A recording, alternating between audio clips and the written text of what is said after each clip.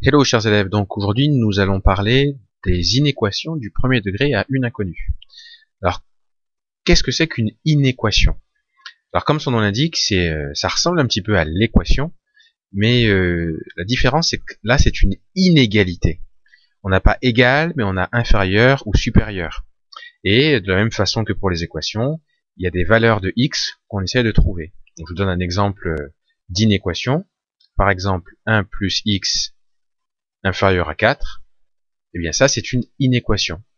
Autrement dit, là on pourrait par exemple chercher tous les nombres x qui vérifient ça. C'est-à-dire que 1 plus le nombre, ça doit être plus grand que 4. Ben, quels sont tous les nombres qui vérifient cette inégalité?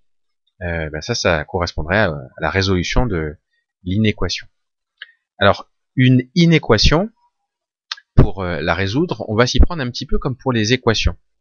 C'est-à-dire qu'on va pouvoir ajouter de chaque côté, on va pouvoir soustraire de chaque côté, multiplier ou diviser aussi de chaque côté.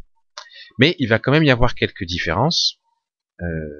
Lorsque on multiplie ou que l'on divise par un nombre négatif, il faut changer le sens de l'inégalité. Ça veut dire quoi?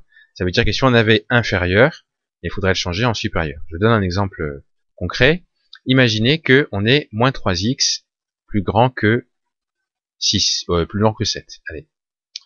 Bon, et bien comme pour une équation, qu'est-ce qu'on aurait fait? On aurait divisé de chaque côté par moins 3 pour pouvoir avoir x tout seul.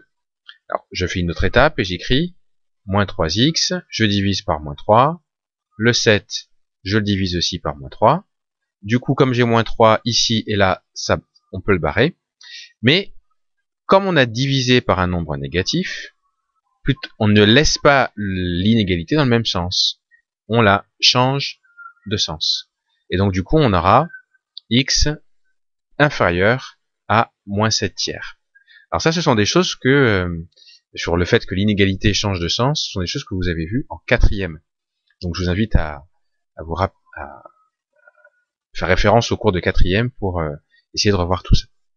Donc en gros, ce qu'il faut retenir pour la manière de résoudre une inéquation, c'est que on peut additionner de chaque côté, on peut soustraire de chaque côté, on peut multiplier ou diviser.